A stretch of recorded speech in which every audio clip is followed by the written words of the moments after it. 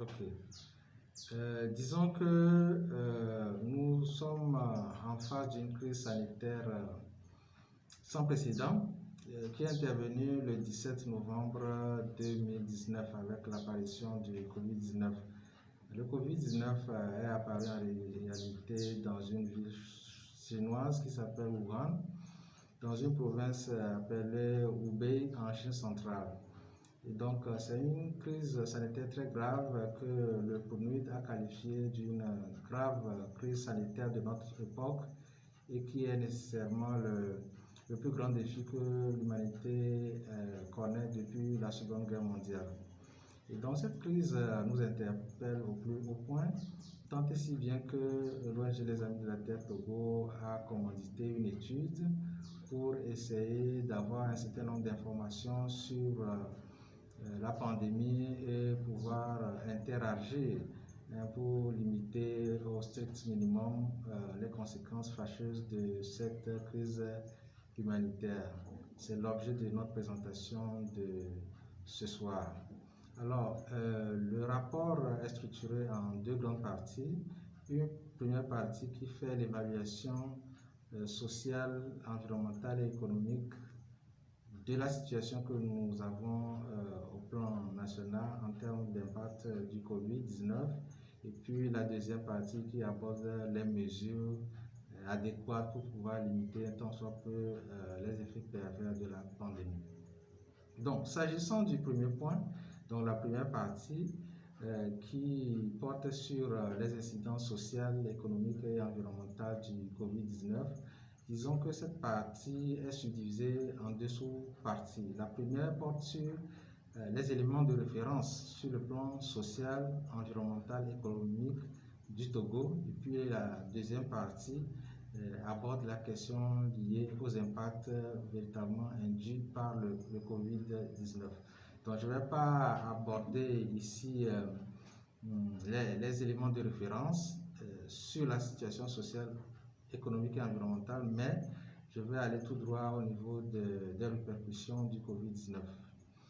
Donc, disons que sur le plan social purement, le Togo fait face à une crise qui a fait plusieurs morts déjà.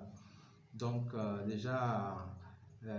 au tout début, en mars, déjà nous avons connu le premier cas et les cas de décès se sont accumulés le long des mois qui ont suivi. Et donc, nous aussi, nous avons connu des pertes en vies humaines. Ça, c'est sur le plan strictement sanitaire. Sur ce plan, toujours, il faut reconnaître que le Covid-19 a suscité quand même une certaine peur au sein des populations, tant et si bien que il y a beaucoup de personnes qui ont refusé de se rendre au centre de santé formel parce que ces personnes-là craignaient qu'en réalité, elles pouvaient être exposées à l'infection au coronavirus. Et donc, les gens se sont abstenus de se rendre au centre de santé, à l'hôpital. Il y a certaines personnes qui sont même rendues auprès des tradithérapeutes pour se faire soigner parce qu'elles pensent qu'en allant là-bas, elles seraient moins exposées à l'affection au Covid-19. D'autres ont carrément refusé d'aller à la fois au centre de santé et chez les tradithérapeutes et étaient restés à la maison pour faire l'automédication. Mais nul n'ignore la dangerosité de la médication qui est faite à la maison. Ça peut aggraver la situation du patient, du malade. Donc ça, c'est sur le plan strictement sanitaire. Sur le plan social maintenant, nous avons connu quand même des pertes d'emplois au niveau des populations. Les gens ont perdu leurs emplois. Soit elles ont été tout simplement renvoyés à la maison par leur patron, par leurs employés, ou alors il s'est instauré un système de rotation au sein des entreprises qui a fait qu'il fallait quand même un changement de personnel et donc tout le monde n'était pas là au même moment. Cela a créé une perte de revenus au sein des ménages et qu'il était difficile alors de pouvoir assurer la ration alimentaire que les gens prenaient ordinairement, qui est selon les normes de l'OMS de 2500 kcal par jour. Les gens n'avaient pas suffisamment de moyens pour acheter non plus les mesures, pour s'acquitter des mesures barrières. Acheter par exemple les équipements de protection individuelle, les masques, ordinairement, et puis pour pouvoir les remplacer normalement. Il y a aussi à acheter les éléments d'assainissement, voilà, le gel hydroalcoolique et aussi du savon qu'on devait avoir régulièrement pour pouvoir laver les mains. Ça, c'est sur le plan social. Sur le plan social, toujours, il faut reconnaître que les personnes vulnérables sont beaucoup plus exposées à cette maladie. Du moins à leurs conséquences. On parlera des femmes qui sont une potentielle source vulnérable au Covid-19. Parce que lorsqu'on a demandé aux gens de rester à la maison, il s'est créé une sorte de promiscuité à la maison, et tant et si bien que les femmes qui étaient traditionnellement victimes des abus, ces abus-là sont renforcés. Des abus sexuels, des abus liés aux violences faites aux femmes. Et donc tout ça là a fait que les femmes se rendaient dans une situation véritablement inextricable. C'était difficile pour elles. Donc voilà un peu, et ces femmes-là sont rendues dans les maisons d'écoute. Ici au Togo, nous avons un groupement de femmes qui travaillent sur la protection des droits des femmes, notamment WILDAF Togo, WILDAF Afrique de l'Ouest et le GFDD qui ont quand même recensé des plaintes qui ont été lancées par les femmes.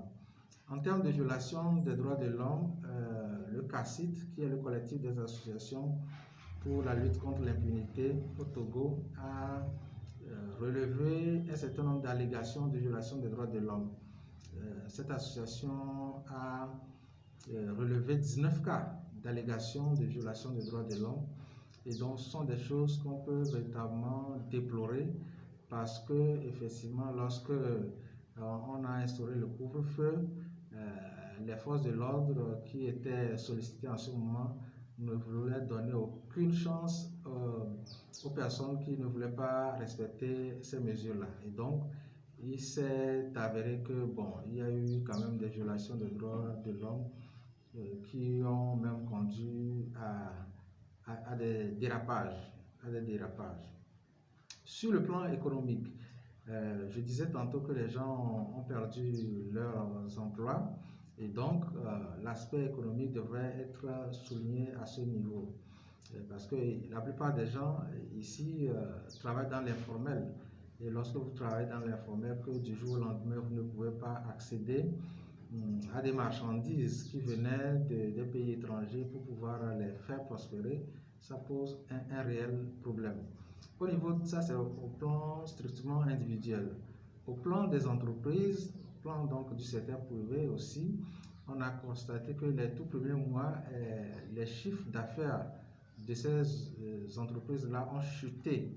Pourquoi? Parce que justement, ces organisations, ce secteur privé-là, avaient des relations avec l'extérieur.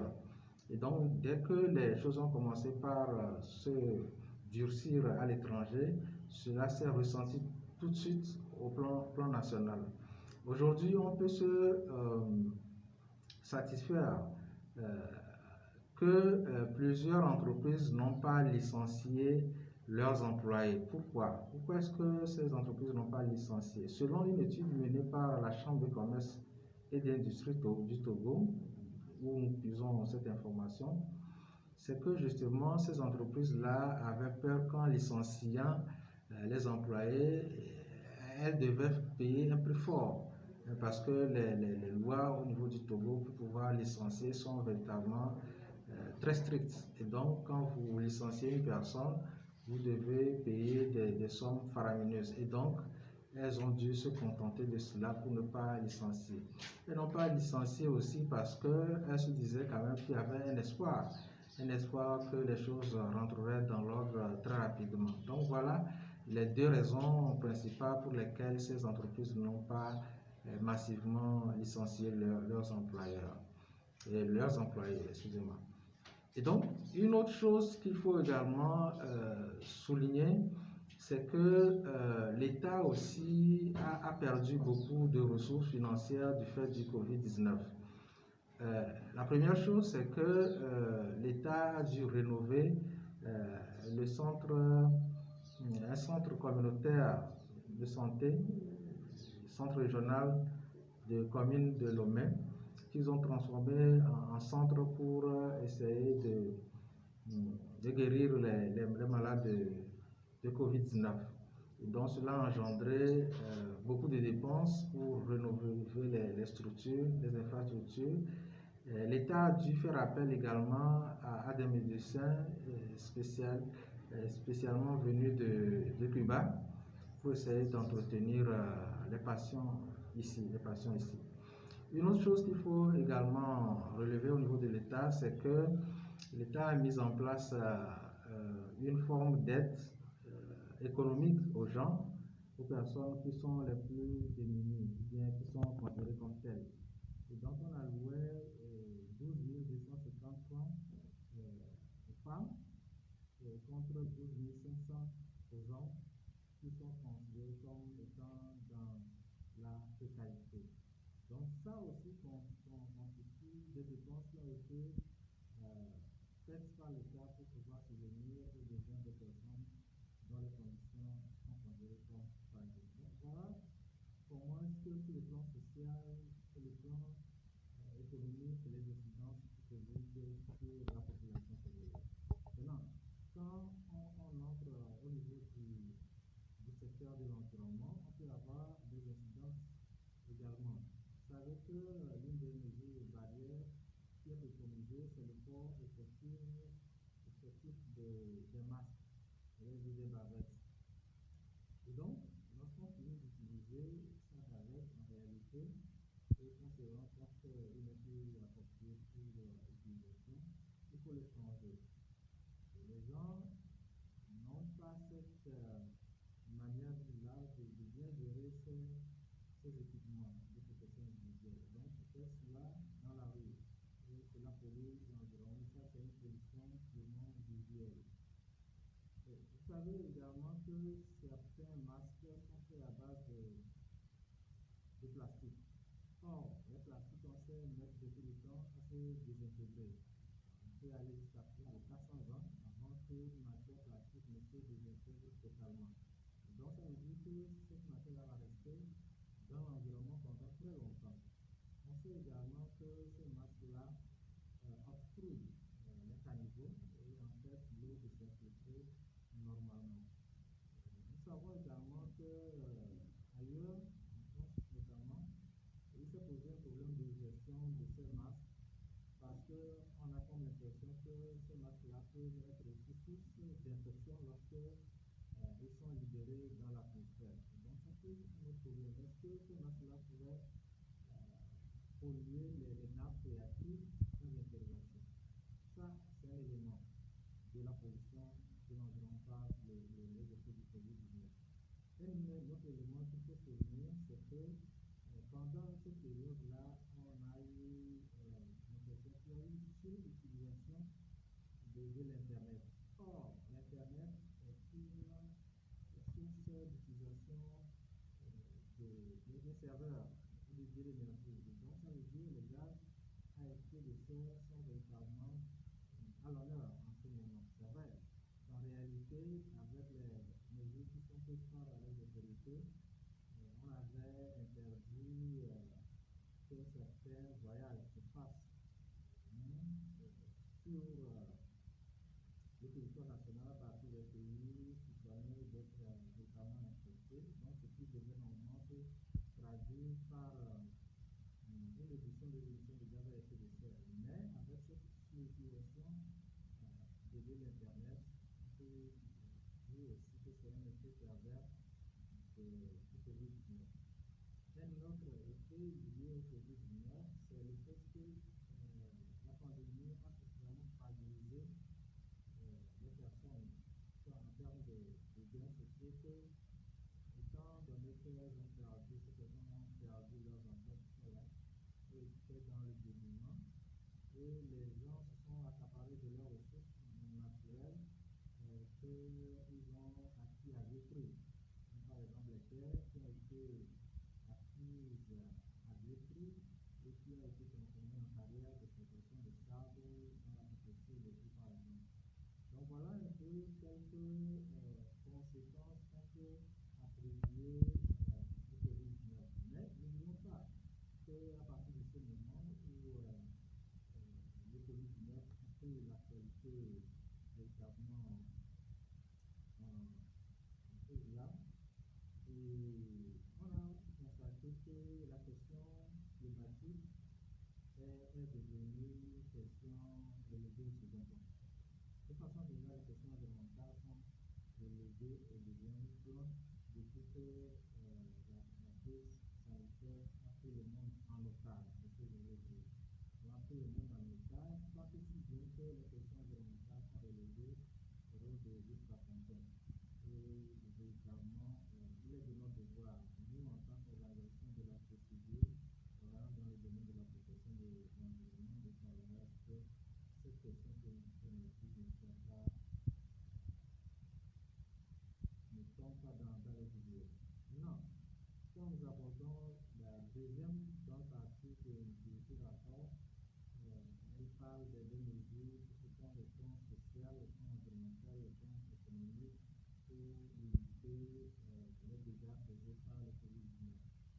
De façon ramassée, disons que les préconisations vont dans le sens de faire en sorte que les populations puissent prendre possession de la gouvernance de leurs ressources naturelles. Parce que la plupart des crises que nous connaissons, y compris celles-là, ont des relents liés à la prédation des ressources naturelles par le néolibéralisme. Donc, il faut faire en sorte que les populations, les citoyens puissent prendre possession de la gestion des ressources naturelles.